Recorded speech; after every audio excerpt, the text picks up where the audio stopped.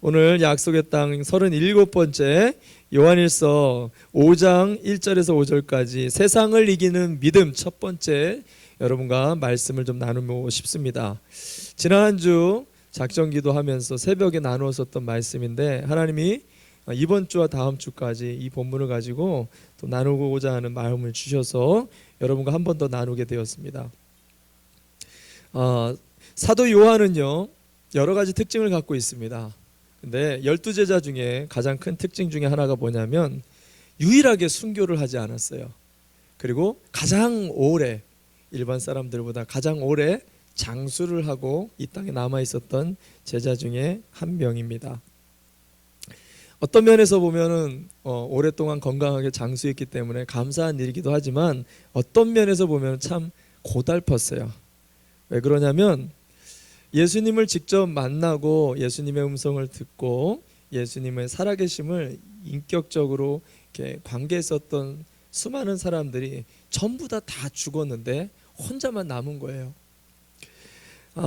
신앙의 1세대가 모두 다 죽고 예수님을 직접 보지 못하고 직접 듣지 못하는 그냥 믿음만 가지고 살아가는 2세대가 살아났을 때 혼자 유일하게 고달프게 신앙생활을 해야 된 믿음으로만 살아가는 시대가 도래했는데 홀로 있었던 것입니다.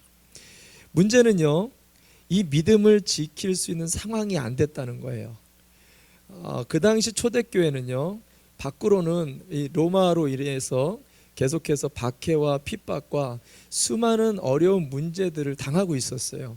내부적으로는 이 교회, 초대교회 안에 예수님은 이런 사람이야, 예수님은 내가 아는 예수님이 이런 분이야, 자기의 개똥 철학을 가지고 들어와서 거짓된 예수님에 대해서 증거하는 이 거짓 교사들과 이단들이 이 초대교회 안에 너무나 우후죽순 막 생겨나기 시작하니까 수많은 신자들이, 성도들이 혼란스러워하기 시작했습니다. 무엇이 진리이고 무엇이 비진리인가, 이런 혼란스러움이 더해가는 그 시점에 유일한 기준이 되는 하나님의 말씀인 신약 성경이 그때는 없었어요.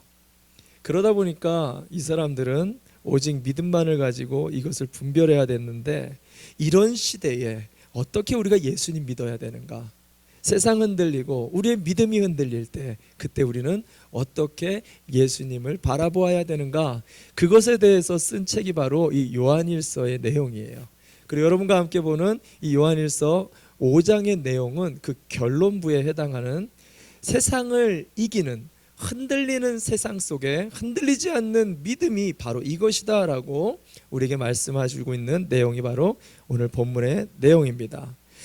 어떻게 보면 2000년 전에 초대교회를 향해서 쓴 이 요한의 글은 오늘 이 시대의 저와 여러분을 향해서 쓰는 글과 마찬가지라는 생각을 하게 돼요. 왜냐하면 우리는요 2000년 전 한 30대의 청년의 십자가에 죽은 그 이야기 하나를 믿으면서 계속해서 질풍노도의 혼란스러운 대한민국의 상황, 세상의 상황, 가정의 상황, 이런 혼란스러운 상황들을 그 믿음 하나만 가지고 지금 살아가고 있기 때문입니다. 그런 관점에서 오늘 이 요한의 말씀을 좀 붙들고 어떻게 우리가 이런 흔들리는 세상에서 믿음 붙들고 살아갈 수 있는가, 아니 그냥 서바이벌 수준이 아니라 그것을 승리하는 그런 믿음을 가질 수 있는가를 여러분과 함께 고민해보고 함께 결단하는 믿음의 자리가 됐으면 좋겠습니다. 첫 번째로 여러분과 함께 나누고 싶은 세상을 이기는 믿음은, 오늘 요한은 주님의 사랑을 우리가 철저하게 믿을 때 우리는 세상에서 흔들리지 않을 수 있다라고 말씀하고 있어요. 주님의 사랑을 믿는 것, 여러분 이것은 너무나 우리의 신앙에 중요한 영적인 축복입니다. 주님의 사랑을 여러분 믿으십니까? 주님이 얼마나 우리를 사랑하고 계시는지를 날마다 여러분 기억하고 그것이 믿어지십니까? 여러분 이걸 기억해야 돼요. 여기서부터 우리의 신앙, 믿음은 시작하게 되어집니다. 오늘 본문에 보면 1절부터 3절까지 이 내용이 바로 그 내용인데 좀 길기 때문에 제가 잠깐 간단하게 요약을 해드리면 이런 것입니다. 여러분은 이 혼란스럽고 무질서하고 무엇이 옳은지 모르는 이 건퓨즈 되어지는 이 세상 속에서 여러분이 힘들어하고 이 신앙생활이 버겁게 느껴지고 왜 예수 믿는 우리의 인생이 여전히 고달플까라고 고민하는 그 원인을 내가 연약해서 그래, 우리의 가정이 힘들어서 그래, 우리가 돈이 없어서 그래, 우리의 신분이 안 돼서 그래, 내가 지금 직장이 불안정해서 그래 라고 생각을 하지만 사실은 그게 아닙니다. 주님이 여러분을 얼마나 사랑하는지, 우리가 주님을 얼마나 사랑하는지 이 사랑을 잊어버렸기 때문입니다 라고 말을 하는 게 오늘 1절부터 3절까지의 내용이에요. 여러분이 이 1절부터 3절까지의 말씀을 좀 풀어서 예로 설명을 해드리면 결혼을 비유로 들어서 좀 설명해 드릴 수 있어요. 결혼이라는 것은 남자와 여자가 서로 사랑해서 서로를 위해서 헌신하기로, 내가 배우자를 위해, 내가 사랑하는 사람을 위해 희생하겠다라고 결혼 서약을 하는 것이 바로 이 결혼이라고 말을 할 수 있어요. 결혼 서약을 보면은 내가 당신에게 손에 물 한 방울 묻히지 않게 해줄게, 내가 저 하늘의 해와 달을 따다가 당신을 위해서라면 뭐든지 다 해줄 수 있을게 라고 쓰는 게 결혼 서약 아닙니까? 모든 것들을 다 희생하고 헌신할 수 있도록 서약을 쓰면서 눈물 콧물 다 흘리면서 사랑을 고백하는 게 서약입니다. 근데 결혼을 딱 하고 나면 어떻게 돼요? 딱 하고 나면 어떻게 합니까? 내 코앞에 있는 물도 떠다 주기가 귀찮아지는 게 결혼 생활인 것 같아요. 그것도 짜증이 나는 게 우리 결혼 생활 아닙니까? 왜 그러죠? 우리는 원인을 여기서 봅니다. 우리는 성격 차이가 너무 심해. 내가 너무 바빠서 그래. 내가 자녀들과 양육하는데 너무 스트레스 받아서 그래. 직장이 불안정해서 그래. 내가 너무 인생이 고달파서 그래 라고 우리가 생각을 할 수 있어요. 근데 사실은 결혼 전에도요, 우리의 인생은 고달팠어요. 여전히 스트레스는 있었습니다. 너무 바쁜 생활들을 하고 있었던 사람들이에요. 근데 사랑하는 사람을 만나면 밤새도록 이야기를 하고 떨어지지 않아도 피곤하지가 않았어요. 그를 위해서라면 집에 갔다가 이쪽에 왔다 정류장에 갔다가 피곤하지가 않지 않았습니까? 왜 그랬죠? 사실은 사랑 때문인 거예요. 사랑의 콩깍지가 씌었기 때문에 어떠한 희생과 어떠한 피해를 본다 할지라도, 어떠한 고통을 당한다 할지라도 이 모든 것을 우리는 감당할 수 있었다라는 거예요. 근데 지금은 그 사랑이 결핍되었다라는 것을 우리가 알 수 있다라는 것입니다. 야곱이 라헬을 사랑했더니 창세기에 보니까 외삼촌 라반이 7년입니다. 7년 동안 억울한 일을 시키잖아요. 근데 사랑했더니 이 7년이 마치 수일, 그냥 며칠 정도로만 느껴졌다라는 거예요. 이게 사랑의 힘이라는 거죠. 그래서 오늘 본문에 보면 우리가 신앙생활이 힘들게 느껴집니까? 3절에 보니까 우리가 계명을 지키는 것이 힘듭니까? 말씀을 붙잡고 살아가는 게 힘듭니까? 절대로 그 말씀 때문이 아닙니다. 내 안에 주님을 향한 사랑이 메말랐기 때문입니다. 주님의 사랑을 묵상하지 못하기 때문이다. 이 말을 계속해서 요한이 반복해서 하고 있는 것입니다. 목사님, 예수님을 그렇게 사랑할 수 있고 예수님의 사랑이 느껴지면 저도 그렇게 할 수 있을 것 같아요. 근데 문제는요, 예수님의 사랑이 안 느껴지는데 어떻게 합니까?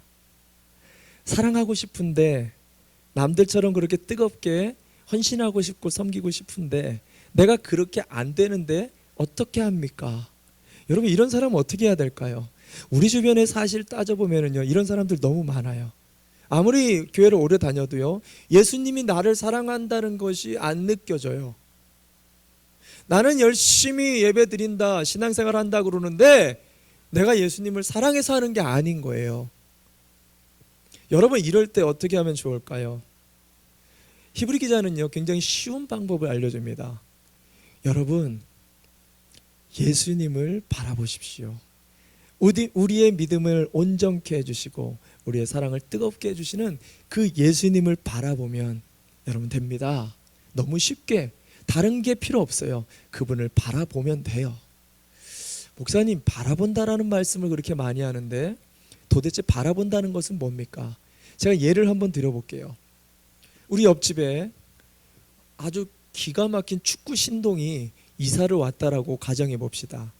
정말 뛰어난, 정말 축구의 펠레 같은 펠레를 모르시는 분들이 있을 것 같아서 요즘 유명한 메시 같은 아주 기가 막힌 축구 선수가 이사를 왔다고 가정해 봅시다. 근데 내가 보면 믿어지지가 않아요. 왜냐? 몸도 막 좀 둔해 보이고 발재간도 없어 보이고 축구하는 모습을 거의 못 본 거예요. 그래서 그날부터 유심히 그 사람을 보는 거예요. 살살치 살펴보는 거. 근데 어느 날 축구공을 가지고 가는데 발재간이 장난이 아닌 거죠. 우연치 않게 그 사람이 축구하는 경기를 한번 보게 됐어요. 기가 막힙니다. 한 명 뚫고 두 명 뚫고 세 명, 10명을 뚫더니 중거리 30m에서 딱 때리는데 정확하게 골대 사각 아주 아무나 쏠 수 없는 그 위치를 정확하게 팍 집어넣으니까 기가 막힌 거예요. 야, 기똥차구나. 이 사람은 확실하게 기가 막힌 축구의 신동이구나. 그걸 보고 믿어지는 거죠. 히브리 기자가 그 말을 하는 거예요. 여러분, 예수를 깊이 한번 바라봐 보세요. 예수님이 십자가에서 무슨 말씀을 하시는지, 물과 피를 다 쏟으면서도 불평 하나 없이 우리를 걱정하시고 우리를 사랑한다라고 계속해서 고백해 주시는 그 예수님의 사랑을 깊이 한번 바라보라는 거예요. 그럼 어떤 일들이 우리 가운데 흘러나오게 되어지는지를 묵상해 보라는 것입니다. 요즘 인터넷에 유튜브에 핫한 인물들이 많은데 그중에 이정훈 교수라는 분을 아마 여러분 유튜브 아주 열심히 보시는 분들은 아실 거예요. 이 이정훈 교수는 원래 이제 불교 신자였잖아요. 이분이 아주 철저한 기독교 안티였잖아요. 그래서 기독교를 비판하고 예수님이 우리에게 보이신 십자가의 사랑이 반드시 거짓인 것을 한번 철저하게 해부하고 밝히 세상에 증명하겠다. 이거에 미친 사람이었습니다. 그래서 열심히 그날부터 예수를 바라보기 시작했어요. 예수가 어떤 거짓말쟁이인지를 철저하게 분석하고 그것을 증명해내기 위해서 그는 예수님의 설교, 역사, 성경 하나도 빠짐없이 그날부터 위인들에 대한 글까지 쫙 막 나오면서 분석하기 시작했습니다. 그랬다가 어떻게 됐죠? 그가 예수님이 거짓말장인 줄 알았는데 어느 날 보니까 자기가 거짓말장이라는 거예요. 예수님이 하나도 옳지 못한 자인 줄 알았는데 사실은 괴수 중에 괴수가 자기가 죄인이라는 것을 예수를 바라보면서 깨닫게 되어집니다. 그래서 그는 평생을 예수를 공격하면서 살려고 했었다가 어떻게 돼요? 어느 한순간 꼬꾸라지면서 예수를 보호하고 오히려 그 예수를 증거하고 전달하는 전도자가 되어버렸다는 거예요. 여러분, 우리가 예수를 사랑합시다, 사랑해야 됩니다 라고 해서 사랑할 수 있는 게 아니더라고요. 힘만 들어요. 예수님을 바라보시면 돼요. 예수님을 깊이 묵상하시면 됩니다. 어떻게 사시는 분인지. 근데 대충 보지 마세요. 성경은 깊이 보라고 얘기합니다. 히브리 기자는 깊이, 그냥 힐끗힐끗 쳐다보지 마시고 깊이 집중해서 그 잔상이 남도록 꼼꼼하게 세심히 쳐다보랍니다. 말씀을 볼 때 그렇게 하랍니다. 기도할 때 그렇게 하라는 거예요. 예배 드릴 때 예수님을 바라볼 수 있는 시간이 있다면 그냥 대충 흘려 보내지 마시고 시간만 허송세월하지 마시고 진짜로 한번 제대로 한번 보라는 거예요. 그 예수님의 사랑이 그때 우리 가운데 흘러들어오게 되면서 우리 또한도 그 사랑 가운데 반응할 수 있는 그리스도의 사랑이 나를 강권하여 오늘도 이 세상에 수많은 흔들리는 것들이 너무나 많지만 그분의 사랑이 오늘도 이 세상을 이기는 믿음을 우리에게 준다라고 이야기하고 있습니다. 이 한 주 예수님을 깊이 묵상하고 바라볼 수 있는 저와 여러분이 되시기를 바랍니다. 아멘. 두 번째, 세상을 이기는 믿음은요, 오늘 요한은 성령과 물과 피를 믿어야 된다라고 얘기해요. 성령과 물과 피를 믿으라. 무슨 말이냐면 사람은요, 뭐든지 증거가 확실하면은요 눈에 흙이 들어와도 흔들리지가 않습니다. 요한이 아주 기가 막힌 증거를 우리에게 들이밀면서 예수 그리스도가 분명한 메시아이시고 구원자라는 것을 우리에게 들이밀고 있어요. 그게 오늘 요한일서 5장 6절에서 8절까지의 말씀입니다. 요한일서 5장 6절에서 8절까지의 말씀 제가 읽어드리겠습니다. 그는 물과 피를 거쳐서 오신 분인데 곧 예수 그리스도이십니다. 그는 다만 물로써 오신 것이 아니라 물과 피로써 오셨습니다. 성령은 증언하시는 분이십니다. 성령은 곧 진리입니다. 증언하는 이가 셋인데 곧 성령과 물과 피입니다. 이 셋은 일치합니다. 세 가지 증거를 얘기합니다. 물과 피와 성령의 사건을 들이대면서 이것으로 예수 그리스도는 분명하신 분입니다. 증언하는데, 자, 물이라는 게 뭘까요? 물의 사건은 누가복음 3장에 등장했었던 예수님이 물세례 받았던 사건을 얘기하는 거예요. 세례 요한에게 물세례를 받을 때에 어떤 일이 벌어지죠? 하늘에서 비둘기가 떨어지면서 음성이 하나 들리는데 하나님 아버지의 음성으로 이는 내 사랑하는 아들이다 라고 음성이 들려요. 모든 사람들 앞에서 예수님이 하나님의 아들인 것이 증명된 사건이 바로 이 물의 사건이었습니다. 이게 첫 번째 모두가 볼만한, 모두가 들은 공적 사건이었다라고 증거를 대는 거예요. 두 번째 피의 사건은 뭐였느냐? 예수님께서 십자가에서 육신 가운데 분명하게 창에 찔려서 물과 피를 다 쏟으셨던, 그리고 죽으셨던 그 사건을 이야기합니다. 이게 왜 중요하냐면 그 당시에 예수님을 본 자, 경험한 자가 없다 보니까 어떤 일이 벌어지냐면 예수님은 그냥 영적 존재였다라는 거예요. 인간이 아니었다라는 거죠. 우리 가운데 이렇게 오실 수 있는 분이 아니라 저 멀리 계신 신의 존재라는 거예요. 천사 같은 영적 존재라는 거예요. 이것에 대해서 절대적으로 예수님이 살으셨다가 죽으셨고 그가 부활하셨다라는 것을 증명하기 위해 십자가에서 피 흘렸었던 것들에 대해 요한이 이야기를 하고 있는 거예요. 공적인 역사적으로 그가 죽은 십자가의 사건은 모두가 보았던 한 인간이 죽었다가 부활한 역사적인 사건이었다는 것을 증명하고 있다는 것입니다. 세 번째 성령의 사건은 마가의 다락방에서 120문도가 함께 성령을 받고 그들이 예수님의 제자가 되어진 사건에 대해서 이야기합니다. 이런 체험적인 개인적인 이 성령의 내적 증거에 대해서 이야기를 하는 거예요. 자, 중요한 것은 이 세 가지 중에 여러분 상식적으로 한번 여러분의 상식을 발동해 보시기 바랍니다. 상식적으로 이 세 가지의 증거 중에 여러분에게 확 와닿을 만한 그런 공적 증거가 뭐 같으세요? 어떤 것 같습니까? 아마 물과 피의 사건이 이 외적인 공적인 증거로 우리가 더 신뢰할 만할 거예요. 왜냐하면 저와 여러분은요, 눈에 보이는 것을 더 신뢰합니다. 내 귀로 직접 들은 것들이 더 신뢰가 가요. 그래서 우리의 신앙생활을 보면은요, 하나님 제발 한 번만 보여주세요. 제발 한 번만 보여주시고 들려주시면 내가 내 생애를 주님을 위해서 헌신하겠습니다. 우리가 맨날 기도하는 게 그것 아닙니까? 주님 제발 이 질병만 좀 낫게 해주세요. 주님 내 자녀의 문제만 좀 해결해 주세요. 이 막혀있는 재정의 문, 이 신분의 문, 내가 꼭꼭 막혀있다라고 고민하는 문제가 해결되는 걸 내 눈으로만 한 번만 보여주세요. 그럼 내 생애를 드리겠습니다. 우리 기도가 이런 기도 아닙니까? 근데 참 희한한 것은요, 그거 보면 열심히 신앙생활 할 것 같잖아요. 근데 사실 꼭 그렇지만도 않더라고요. 신약시대를 보니까요, 예수님의 기적을 직접 눈앞에서 경험한 수많은 사람들이 등장합니다. 그들이 오병이어를 기적했고 죽은 자를 살리는 것을 직접 보았고요, 수많은 병든 자들이 낫고 포로된 자가 자유케 되어지는 것을 경험한 수많은 증인들이 예수님 시대에 있었어요. 그럼 그들이 신앙생활 잘해야 되잖아요. 근데 십자가 사건에서 단 한 명도 남지 않고 다 도망쳐버려요. 믿음이 곤두박질 쳤다는 것입니다.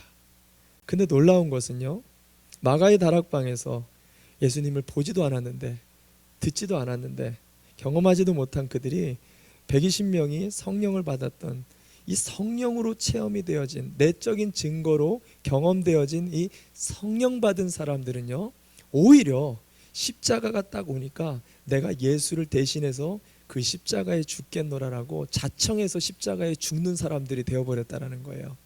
여러분, 이게 성령의 능력이에요. 눈에 보이는 본고로 믿는 게 아니라 보지 않고 믿는 것이 더 복된 능력이 여기 있다라는 것을 얘기합니다. 성령이 주시는 내적인 증거. 여러분, 눈에 우리는 보이는 것을 믿고 가는 사람들이 아니에요. 보이지 않는 것들을 바라며 나가는 게 우리 신앙입니다. 그래서 진짜 능력은 보이지 않는 그 성령님의 길을 따라서 나갈 때 거기서 진짜 우리의 능력이 나오게 되는 거예요. 여러분, 이 성령의 내적인 증거가 얼마나 놀라운지 조금만 묵상해 보면 기가 막힙니다. 저와 여러분이 오늘 여기 앉아 계셔요. 여러분이 어떻게 예수님을 믿고 여기까지 앉아 계시게 됐는지 설명하실 수 있는 분들 계세요? 논리적으로? 어떤 분은 뭐 질병이 낫게 돼서 예수님 믿게 됐습니다. 뭐 어떤 분은 뭐 전도 받아서 예수님 믿게 됐습니다. 뭐 다양하게 설명할 수 있어요. 그러나 여러분, 철저하게 한 번만 좀 뒤로 돌아보세요. 여기 있는 앉아 있는 분들 납득이 될 만하게 설명 못 하실 거예요. 상식적으로 여러분이 예수님을 믿게 된 게 납득이 될 만큼 이성적으로 설명을 못 하실 거라는 거예요. 왜냐하면 성령의 감동과 감화로 어느 순간 여러분이 그냥 모든 게 믿어지기 시작한 거거든요. 여러분은 질병 때문에 예수님 믿은 게 아니에요. 여러분은 논리적으로 설득이 돼서 예수님 믿은 사람이 아니에요. 전도해 보시면 압니다. 여러분이 아마 청산유수와 같이 예수 그리스도에 대해 석박사가 되어서 수많은 사람들을 설득할 수 있을 것 같지만 전혀 그렇지 않다라는 거예요. 절대로 인간의 노력과 수고로 단 한 사람도, 한 영혼도 구원할 수가 없다는 것을 우리는 알아야 돼요. 오직 성령이 우리에게 은혜 주셔서 감동과 감화를 통해서 어느 순간부터 우리가 예수님 믿게 되는 거예요. 성경에 보면 뭐라고 합니까? 단 한 명도 하나님의 은혜가 아니면 주를 시인할 수 없다라고 얘기를 해요. 저와 여러분이 오늘 이 자리에 있을 수 있는 건요, 기가 막힌 은혜를 받았기 때문입니다. 지금 이 시대가 어떤 시대예요? 여러분, 저 우주에 달나라까지 우주선을 모아가지고 우주 여행을 하는 시대예요. 최첨단의 문명화된 이 시대에서 2000년 전 어디에 붙어 있는지도 모르는 그 나라의 한 작은 젊은이를, 30대 젊은이를 뭔 근거로 우리가 믿고 그를 위하여 목숨을 바치겠다고, 그를 위하여 인생을 내놓겠다라고 이 황금 같은 주일날 나와가지고 물질 들이고 시간 들이고 피곤해 죽겠는데 저 말도 안 되는 목사의 설교를 들으면서 아멘 아멘 할 수 있냐는 거예요. 여러분, 미친 겁니다. 미치지 않고는 이럴 수가 없는 거예요.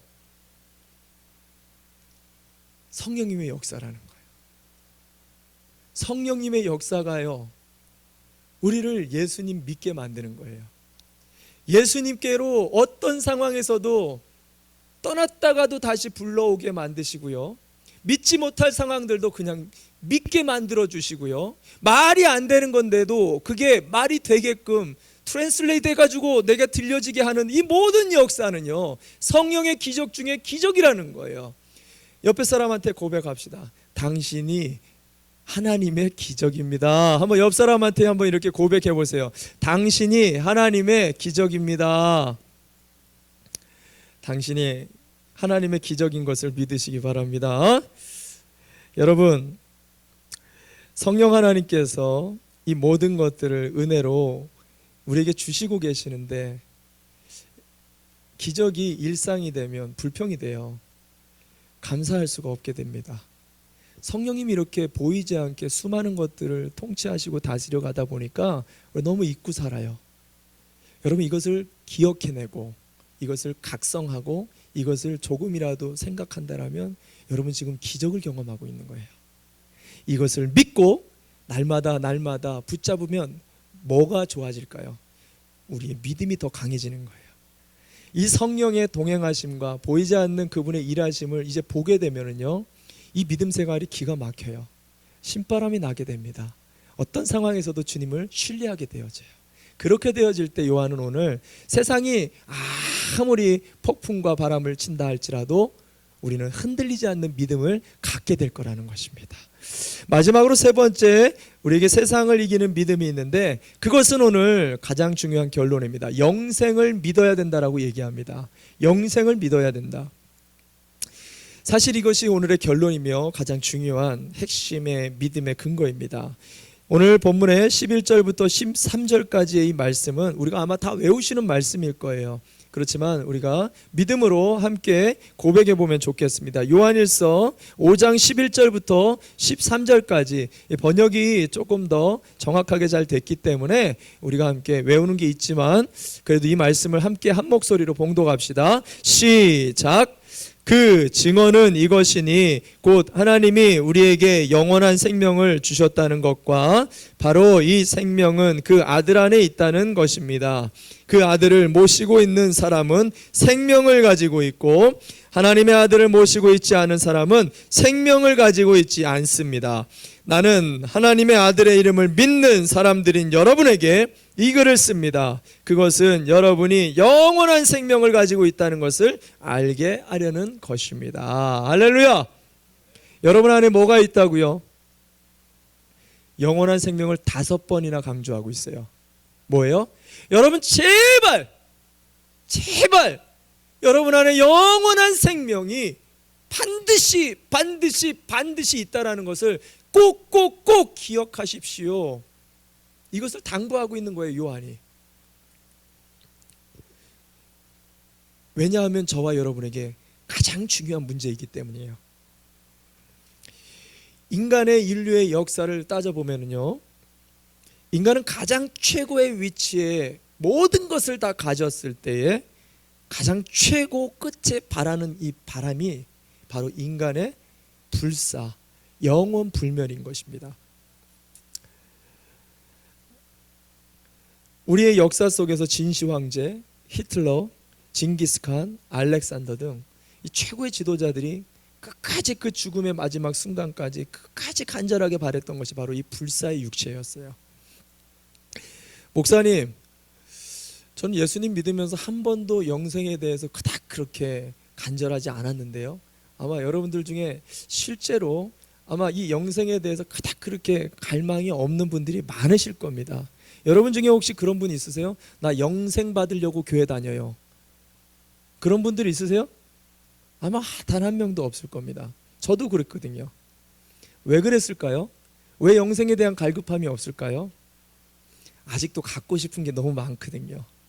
이 땅에 다 이 모든 것들을 경험해 보지 못했거든요. 흥망성쇠와 이 모든 쾌락을 다 경험해 보지 못했거든요. 해보고 싶은 게 더 많거든요. 그런데 여러분이 가정을 해보세요. 이 모든 것을 다 가질 수 있어요. 그리고 모든 것을 다 가졌을 때 마지막으로 최고로 내가 갖고 싶은 그것이 뭘까요? 영생이에요. 이 모든 것을 가지고 나는 영원히 살고 싶은 욕망이 그때야 발동하게 됩니다. 영생이야말로 인간 최고의 가치라는 거예요. 그래서 인생을 오래 사신 분들 있죠. 우리 교회에도 그런 분들이 있는데 젊으신 분들은 별로 그런 갈망이 없지만 오래 사신 분들의 최고 1등 선물이 뭐예요? 인기와 부와 명성과 이런 거예요? 아니에요. 건강식품이에요. 인삼, 녹용, 홍삼. 오래 살고 건강한 것이 최고의 축복이기 때문에 예수님께서는 이것 때문에 십자가에서 분명히 죽었고 죽은 지 3일 만에 다시 살아나셔서 수많은 사람들 앞에 이 영원한 생명이 어떻게 부활하고 계속 이어져 가는지를 우리 눈에 보여주셨어요. 목사님, 예수님은 하나님의 아들이시니까 그렇게 살 수 있는 거예요. 우리는 평민이잖아요. 우리는 아무 능력이 없잖아요. 아마 이렇게 생각을 하실 수 있어요. 그래서 예수님께서는 기가 막힌 일을 벌이셨습니다. 죽이지 않아도 되는 사람을 죽여가지고 우리에게 보이신 사건이 있어요. 어떤 사건인지 기억하세요? 엄밀히 말하면 예수님이 죽인 건 아니에요. 살릴 수 있는 사람이었는데 일부러 기다렸다가 완전히 죽고 난 후에 3일 만에 그를 살려가지고 이렇게 너희가 살아날 것이다라는 것을 보여준 사건이 있죠. 나사로의 사건입니다. 이 나사로를 통해서 우리 인류에게 너희가 말씀을 믿을 때 이와 같은 부활을 경험하게 된다라고 얘기하면서 요한복음 11장 25절과 26절에 이렇게 말합니다.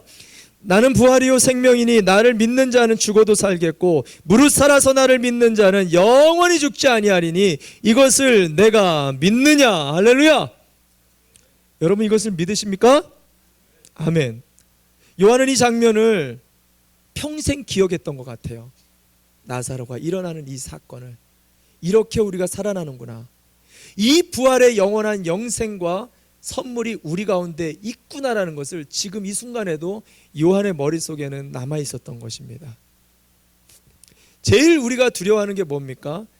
다시 할 수 없을 것만 같은 두려움이에요. 건강이 다시 회복되지 않을 것만 같은 두려움입니다. 우리의 자녀가 더 이상 회복되지 않을 것만 같은 두려움이에요. 가정의 상황과 직장의 문제와 앞의 진로가 콱콱 막혀서 다시 회복되지 않을 것만 같은 두려움이 마귀가 주는 두려움이에요. 거짓입니다. 왜? 우리 안에는 다시 언제든지 일으킬 수 있는 영혼을 사는 부활의 권세가 예수 그리스도를 통해서 있기 때문이에요. 초대교회 성도들이 이것이 있었다라는 것입니다. 철저하게 이 영생을 믿었다라는 거예요. 그랬더니 성경은 히브리 기자가 뭐라고 얘기합니까? 그들이 세상이 감당할 수 없게 돼버렸다라고 기록합니다. 세상, 당시 세상은요 로마 제국을 이야기합니다. 전 세계를 제패했기 때문에 그 당시 세상이 로마였고요, 로마가 곧 세상이었어요. 이 로마 제국이요 제일 두려워하는 존재들이 있었어요. 누구냐? 그리스도인이었습니다. 왜 그리스도인들을 두려워했느냐? 아무리 가지고 있는 모든 힘과 권력을 사용해서 이들을 두려움 가운데 찢어 죽이고 말려 죽이고 태워 죽이고 사자밥이 되게 하는데도 전혀 이들은 두려움이 없는 거예요. 걱정과 염려가 없는 거야. 왜 그러는가? 이들 안에 영원한 예수 그리스도의 영생이 있었다라는 것입니다. 이 영생이 그 아들을 믿는 누구에게나 오늘 있다라고 요한이 우리에게 계속해서 영생이 있습니다, 여러분에게 영생이 있습니다, 이것을 믿는 믿음을 가질 때 여러분을 그것이 구원으로 이끌어 나갑니다라고 역설해주고 있다는 것입니다. 여러분, 마귀는 끊임없이 우리를 단 한순간에 살 수 있는 이 어려움 중에 끝나버릴 것만 같은 추풍낙엽과 같은 두려움의 존재로 우리에게 거짓을 줍니다. 우리의 직장과 일터들에 대해 우리가 당면한 이 고난이 계속될 것 같이 회복되지 않을 것만 같은 절망감으로 거짓을 계속해서 쏟아부어 준다라는 거예요. 이것을 끊을 수 있는 것은 우리에게 주신 예수 그리스도의 영생을 믿을 때, 부활을 믿을 때, 예수님의 이름을 부르짖을 때마다 예수 안에 있는 이 선한 능력이 우리를 끌어가게 되어지는 것을 믿을 때 우리는 어떤 상황에서도 다시 일어나 세상을 이길 수 있는 예수인들이 되어지는 것을 여러분 믿으시기를 바랍니다. 아멘. 정말 제가 신앙생활을 하며 그런 것 같아요. 인생이 정말 힘들고 신앙생활이 열심히 한다고 하는데도 전혀 나아지지 않는 것만 같고 오히려 더 힘들게만 느껴지고 우리가 해야 될 모든 사역들이 무겁게 느껴질 때가 참 많습니다. 그러면 우리는 다른 데서 이유를 찾곤 해요. 저 사람 때문에 그래, 내가 능력이 없어서 그래, 돈이 없어서 그래, 내가 지금 상황이 이 모양이어서 그래, 직장이 바빠서 그래, 경제가 이래서 그래. 여러분, 그렇지 않아요. 우리 그리스도인들은요 그리스도의 사랑으로 살아가는 사람들이에요. 주님이 우리에게 어떤 사랑을 보이셨는지를 깊이 바라보고 오늘도 우리가 묵상하게 되어질 때 그 사랑이 우리를 강권합니다. 그 사랑이 우리를 다시 살게 만들어요. 그분을 바라보셔야 돼요. 오늘도 문제를 바라보는 시선에서 주님을 한번 바라봐 보세요. 그분이 믿어져요. 그분의 사랑이, 그분의 일하심이. 우리가 그것을 붙들 때 우리는 절대로 세상이 흔들 수가 없다는 것입니다. 여러분, 성령 하나님을 믿으세요. 성령님께서 여전히 역동적으로 일하고 계십니다. 그는 보이지 않는 하나님이세요. 그분이 우리의 자녀와 일터 속에 여전히 일하고 계세요. 계속해서 말씀을 주고 계세요. 내 강팍한 이 마음을 쳐서 복종시켜 가고 계세요. 이분의 능력을 믿으시기 바랍니다. 이것을 믿을 때 세상이 아무리 우리를 흔들어도, 우리의 배우자들과 자녀와 직장을 흔든다 할지라도 절대로 요동하지 않는 이 선한 능력을 믿고 일어서는 예수인들 되시기를 주님의 이름으로 축원합니다. 아멘. 우리 함께 자리에서 일어납시다.